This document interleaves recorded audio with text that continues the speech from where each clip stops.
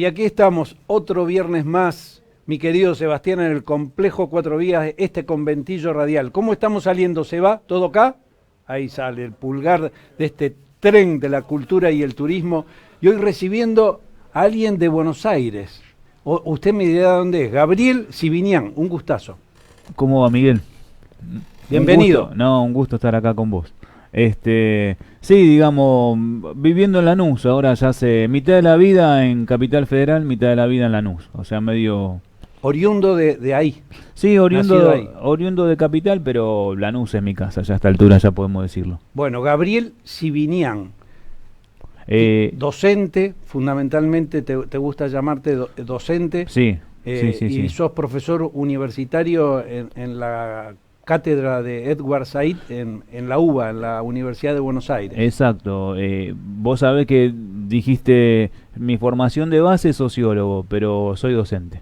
Digamos, me dediqué a la docencia, estudié magisterio, digamos, soy docente, básicamente soy docente. Bueno, y de paso, acá en este programa ya los televidentes saben que conocen las historias y lo que vamos a charlar, que hoy venís a dar una conferencia a la CTA y mañana vas a estar en el espacio turístico cultural. Mientras tanto andás mezclando las cartas a través del tarot, que es un tarot histórico, cuenta la historia de Santa Fe. Y un poco tiene que ver, es junguiano, no es adivinatorio, tiene que ver las energías, cómo están, para estos temas tan interesantes que tocas y de tanta actualidad, que un sociólogo, alguien que trabaja con la investigación, que es una ciencia dura si se quiere, Sí. y llevarlo, digamos, a la práctica, a la realidad, a lo que nos está pasando, a contar la historia y tener una mirada desde la actualidad de estos temas, que parecen lejanos y son realmente muy cercanos. Nos están picando las balas acá cerquita, en Chile, en Ecuador, en Bolivia, en Brasil. Tal cual. Bueno, vamos a charlar de todas esas cosas, pero vamos a ver cómo están las energías para preguntarle, cortar en 3 partes. Vas a elegir uno de los bloques. ¿De arriba o de abajo, mi querido? De abajo. Gabriel, de abajo. Aries, casa de Aries, el presente. Cáncer, identidad, Pachamama, de dónde venimos, la historia. Libra, la parte de asociaciones, vínculos, parejas. Y Capricornio, la tarea, proyectos y el camino, hacia dónde vamos. Y un poco vamos a preguntarle al universo sobre estos temas, ¿no? Este tema que ¿cómo la denominás a la charla, a la conferencia que vas a dar en la CTA? Mira, yo vengo más que nada en relación al tema palestino. Hay una construcción muy fuerte, basada en mitos, en falacias abiertamente, en medias verdades. Entonces la idea es de construir todo eso, que es un trabajo bastante interesante y bastante intenso. Así que por ese lado, por la deconstrucción de los mitos, las falacias, las medias verdades que ha construido el sionismo en relación al proceso de conquista y colonización de Palestina. Bueno, en el presente sale que es la casa de Aries. Este es un tarot inclusivo, incluye al originario, al negro, que muchas veces en nuestro territorio pareciera que no hubiera existido. Exacto. Y el conquistador también. Y contar un poco nuestra historia. Sale la estrella en Aries, que es una casa de fuego. Es justamente un presente como para que florezca. Estamos en noviembre, es el día de la flor del ceibo, que es nuestra flor nacional. Claro. Es una flor que florece 3 veces al año. Y bueno, y nos indica y nos está marcando, hay un muy buen presente, una muy buena estrella para esto, para tomar conciencia, me parece. Porque las cosas que están pasando son terribles, pero no hay mejor forma de que visibilizarlas, conocerlas, y a partir de eso hay un muy buen presente para eso. ¿Qué mirada tenemos hoy desde el presente en este tema de palestino que yo veo que indudablemente tiene mucho que ver con lo que nos está pasando en la Latinoamérica profunda? Sí, mira, se da una situación paradójica. El hecho de que si vos mirás el tema retrospectivamente, claramente de 70 años a esta parte, de 71 años a esta parte, desde que se generó el enclave colonial llamado Estado de Israel hasta el presente, no ha ido más que avanzando ese Estado, conquistando territorio, desplazando población, reimplantando o implantando población extranjera, que de eso se trata. El proyecto del sionismo es la conquista de la tierra de Palestina, el desplazamiento de sus originarios y la implantación de población, una reimplantación demográfica. Entonces, si vos lo ves, en estos 70 años han avanzado, lamentablemente, objetivamente ha sido así. Pero paradójicamente o no, lo que se ha tomado en estos últimos años fundamentalmente es más conciencia o ha quedado más a las claras, y eso es un signo del presente, la concepción, lo que significa ese proyecto. Eso está muy claro hoy en día. No hay posibilidad de defensa de ese proyecto, digamos. Se han deconstruido muchos de sus velos. Lo que ocurre es que hay un poder mediático muy fuerte que todavía sostiene y pretende legitimar, pero cualquiera que se acerque mínimamente, que abra una ventanita, que como decíamos antes del aire, se meta en YouTube, vea los medios alternativos, se da cuenta de lo que está pasando ahí. En ese sentido, ese presenta esta paradoja justamente, un proyecto que está en avance, pero que cada vez está más desnudo. Muy bien. Mira, porque mientras tomamos un matecito, mañana Sí. es el Día Nacional del Mate, también en homenaje a un originario, Andresito Guaysirarú, primer gobernador originario del Estado Grande de Misiones, 1815 a 1819. Fíjate que lo que estás diciendo, cómo los estados nacionales después borraron todo, digamos, construyeron una memoria en donde todo esto ha quedado borrado. Esto mismo está pasando hoy en día en Palestina, lo que se llama un memoricidio, digamos, ¿no? Lo que pasa es que es en tiempo presente, o sea, vos estás haciendo referencia a hechos del pasado y cómo el Estado Nacional después construyó. Bueno, esto mismo está haciendo el Estado de Israel en este mismo momento, está generando ese memoricidio, apropiándose en algunos casos de prácticas culturales, de costumbres, de elementos de la biología y renombrándolos, de poblaciones. Bueno, el Estado argentino ya lo ha hecho y el trabajo que estás haciendo vos es justamente volver sobre eso para rescatar la historia, claro, ¿no? Que me parece que es el antídoto para ese memoricidio, que me gusta esa palabra. Claro, lo que en algunos casos es paradójico es que hay compañeros, compañeras, gente bien pensante, bien intencionada, que condena ese memoricidio cometido por el Estado argentino y no termina de condenar el memoricidio en curso que está generando el Estado israelí. En muchos casos por desinformación y en otros casos porque hay todo un andamiaje, un chantaje en relación a este conflicto que seguramente podemos conversar, que hace que en cuanto vos critiques ese Estado, caen en dominó una serie de acusaciones en tu contra. Entonces ese chantaje funciona también y ese es otro de los elementos que hay que, digamos, que sortear para afrontar directamente este conflicto como corresponde, ¿no? Sí, fíjate esto que decís, Gabriel, para ir a la Casa de Cáncer, que es un poco la historia, la Pachamama, que nos cuente de dónde viene todo esto, porque es importante. Sale la torre, que es el puente colgante, es nuestro símbolo, que se cayó. Este fue un monumento también a la desidia, muchas veces de los políticos, de las cosas que no se hacen bien. Pasó en el 2003 con la inundación, que se inundó nuestra ciudad, un cuarto, toda la parte del oeste y sur de nuestra ciudad, y tiene que ver con en esta casa de la Pachamama, de la identidad, de la destrucción, de los cambios de estructuras, de vaciar, que me parece que es la destrucción lo que ha pasado en esta casa de la Pachamama de la historia, porque tiene que ver con una historia de conquista, Claro. que lo trágico es que estas historias de conquista se siguen repitiendo. Hoy la conquista sigue tal cual, como vinieron a conquistar acá los originarios cuando vinieron desde España, y se sigue repitiendo. Y al originario lo seguimos negando, sin ir más lejos lo que está pasando en Bolivia.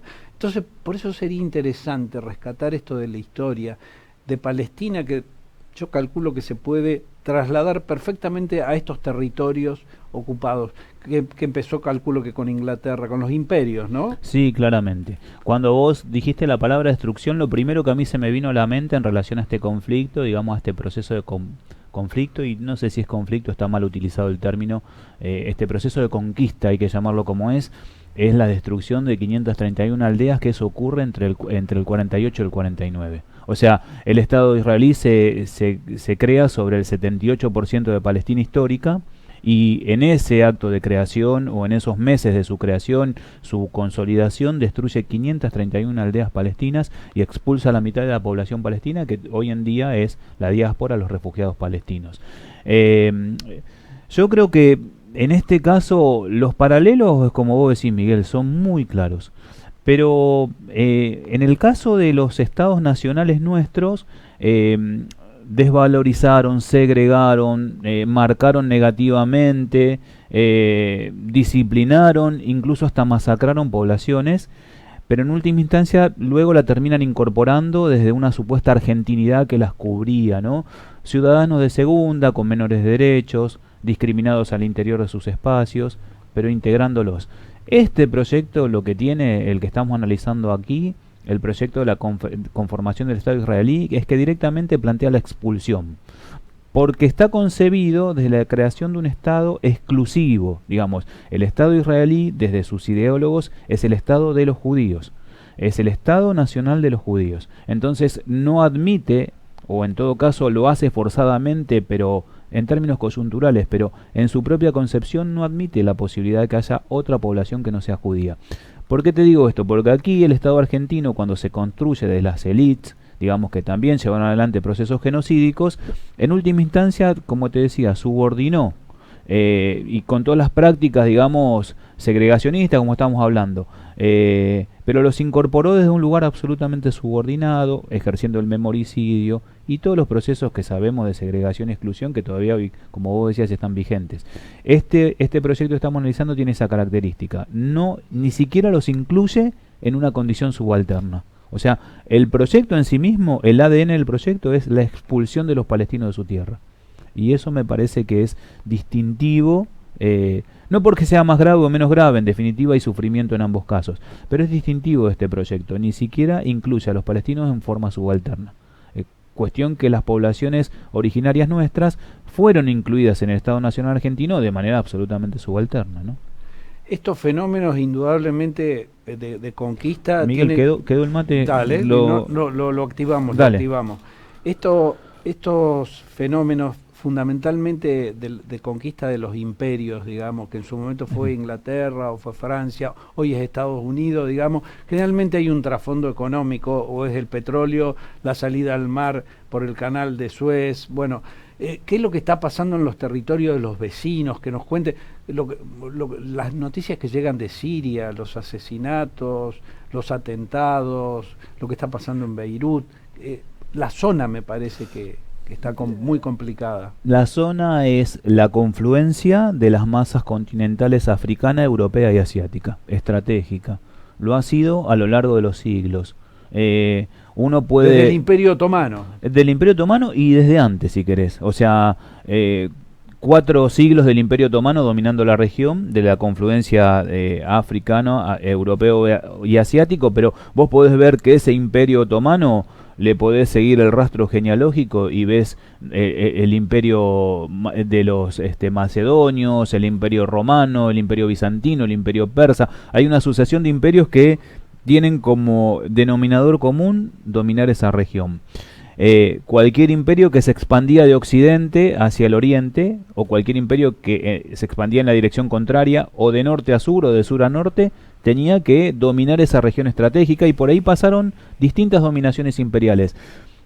Ocurre, y esto a mí me parece que es distintivo, que cuando llegan los imperios occidentales, vos recién nombraste a Francia, nombraste a Inglaterra, los tradicionales, luego Estados Unidos, no plantean una región integrada, sino lo que plantean es el desmembramiento. No es que ellos están pensando en construir una estructura imperial con esa región integrada a un imperio mayor, como había sucedido a lo largo de la historia. Ellos lo que han presentado desde el primer momento como proyecto para la región es la disgregación, y han trabajado históricamente desde que hicieron pie, desde el desmembramiento del Imperio Otomano hace un siglo, en disgregar la región. Y el Estado israelí cumple un rol fundamental en ese proceso de disgregación, que hoy, como vos decías, tiene sus episodios en la Siria actual como más evidente, ¿no? Siria, han disgregado Irak, han disgregado Libia, perdón, y el proceso de disgregación de Siria, bueno, ahora se ha detenido por la intervención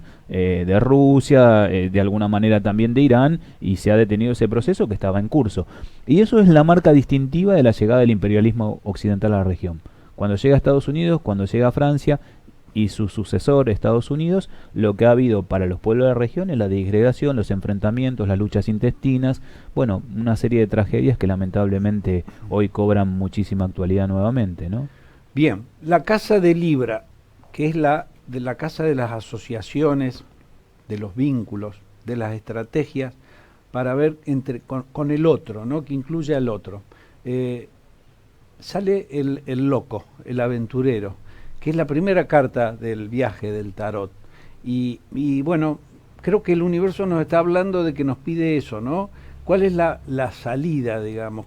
¿Por dónde nos conectamos con los otros para encontrar estrategia? A lo mejor esto es lo que estamos haciendo, esto que estás dando unas charlas, las conferencias, de viajar. El hecho, ahí me surge una reflexión, si no está en la naturaleza del ser humano esto de generar murallas y discriminar, según la mirada que tengamos, ¿no? A veces decimos la mirada porteña central y nosotros los de provincia tenemos nos sentimos discriminados, claro, por ese centralismo. A la vez nosotros hacemos frontera con, claro, con las localidades y un poco de alguna manera discriminamos cada uno, en este caso acá en las ciudades, al negro, al originario, claro, al gordo, si sos mujer, ¿no? En estos tiempos de gran desconstrucción, si está en la naturaleza del ser humano más allá del lugar, si esté en Palestina, estamos en Buenos Aires, en Lanús, en tu barrio, en Santa Fe, en pleno barrio Candioti, ¿qué nos está pasando y cuál es la salida, de alguna manera, para reflexionar sobre eso, ¿no? Mira, Miguel, si yo te cuento brevemente cómo llegué al tema palestino. Yo tengo mis 4 abuelos, eran armenios, sufrieron el genocidio del pueblo armenio y vinieron migrantes exiliados, expulsados de su patria, habiendo perdido todo, bueno, lo que implica un genocidio, 1,5 millones de víctimas, forzados a esta bendita tierra, y bien dicho, bendita tierra. Y bueno, esa memoria, a pesar de la impunidad, se va transmitiendo de generación en generación, esa cultura, esas historias. Hay veces se transmite desde los silencios o desde relatos entrecortados, y hay veces uno tiene que buscar a libros o en relatos que no son exactamente de tus propios familiares. Y bueno, yo fui tomando conciencia de eso, fui estudiando sociología, que calculo que tiene que ver con eso, la preocupación por los humanos, por el humanismo, y luego la docencia, y llegué al tema palestino, pero llegué al tema palestino porque, participando de ámbitos en donde se trabajaba el tema armenio, yo decía, bueno, pero hay un crimen en curso que no está siendo denunciado, y di ese pasaje. Además, porque la nación árabe fue muy solidaria con la nación armenia en sus horas trágicas, entonces un poco también me sentía motivado por eso. Pero te hago este largo prólogo porque yo lo que aprendí de esas biografías particulares, singulares, es que uno las tiene que socializar, que humanizar. Digamos, la mejor bandera que uno puede tomar, siendo que viene de un pueblo o de una familia, o que puede reconocer en sus biografías colectivas o individuales crímenes de esas características, es ser un luchador en contra justamente de los mecanismos, los dispositivos que posibilitan esos crímenes, más allá de los tiempos o lugares donde eso ocurra. Entonces, cualquier forma de segregación, cualquier forma de discriminación, porque para los armenios era, los turcos otomanos que eran infieles, eran súbditos de menor categoría, eran, cuando se desata la Primera Guerra Mundial, un agente externo dentro del imperio, digamos, siempre condiciones negativas, atributos negativos, y por eso la persecución. Hoy en día los palestinos son los indeseados para construir la gran patria, el Eretz Israel, digamos, para la restauración de los reinos de acuerdo al mandato divino. Y acá nuestros pueblos originarios no daban la talla de la humanidad, ¿no? Porque había una vara que era europea, que establecía quién era humano, quién era semi-humano y quién directamente inhumano era. Bueno, los dispositivos, digamos, las palabras, los atributos pueden variar, las singularidades obviamente lo hacen, pero hay una matriz común con la cual tenemos que luchar. Y en ese sentido son estas luchas. Y en ese sentido nuestras luchas cotidianas en nuestros ámbitos, en los pequeños ámbitos. Porque no es una cuestión de grandes discursos, no es una cuestión de grandes discursos o de causas lejanas, son cuestiones vivenciales. Y bueno, yo creo que la docencia en ese sentido es fundamental. El docente es un formador, entonces con su grupo áulico, yo ahora dejé la secundaria el año pasado para dedicarme más de lleno a estas temáticas, pero ahora estoy en la formación de docentes y lo que trato de transmitir es eso. Claro, desde las particularidades, desde lo palestino, desde lo armenio, de lo originario, de donde sea, pero buscando esas matrices comunes. Nosotros como humanos no podemos, y como particularmente como docentes, no nos podemos permitir avalar, promover y no censurar esos procesos de discriminación, de racismo, digamos, de pretendidas superioridades, porque la matriz está ahí, bueno, ¿no?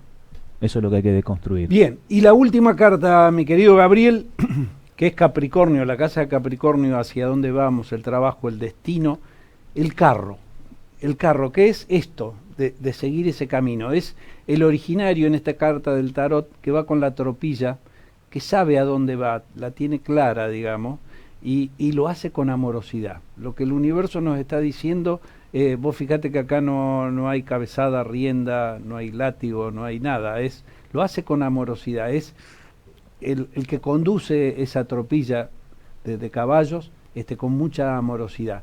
Y me parece que apela también a lo colectivo, ¿no? De hacerlo en tropilla, de hacerlo en manada, de no hacerlo solo.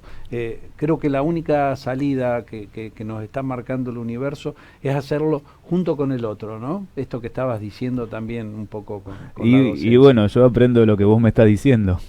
Coincido absolutamente.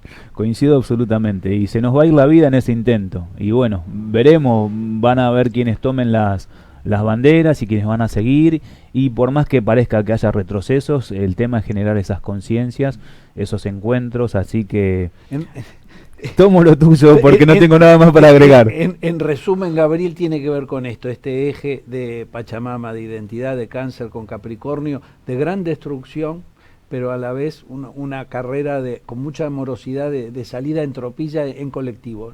Nada va a ser fácil, pero juntos la carga se aliviana, digamos, y la lucha. Y por otro lado, un presente de Aries con una estrella de gran florecimiento, incluyendo al originario, y también en la casa de Libra es otro originario. Indudablemente son todos originarios, son todos gente que ha sido discriminada, que ha sido conquistada y en muchos casos eliminada. Claro. Y se ha ejercido un memoricidio, como decís vos, que la idea de estas charlas es recuperarla. Y a través del loco tenemos que generar algo nuevo, algo de aventura, esto de trabajo colectivo pensando en cosas nuevas. A lo mejor van a ser las redes sociales, ya lo vamos a hablar en el otro bloque, de qué manera podemos compartir estos temas de una manera que tenga mucho más llegada, sobre todo con los jóvenes. Sabes que lo último te digo, Miguel, porque coincido totalmente y celebro el encuentro.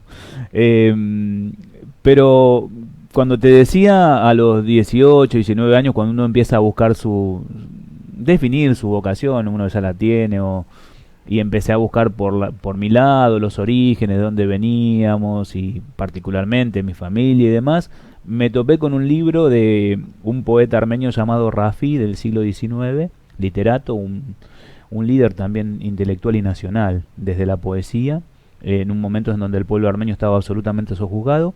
¿Y sabes cómo se llamaba el libro? Gente.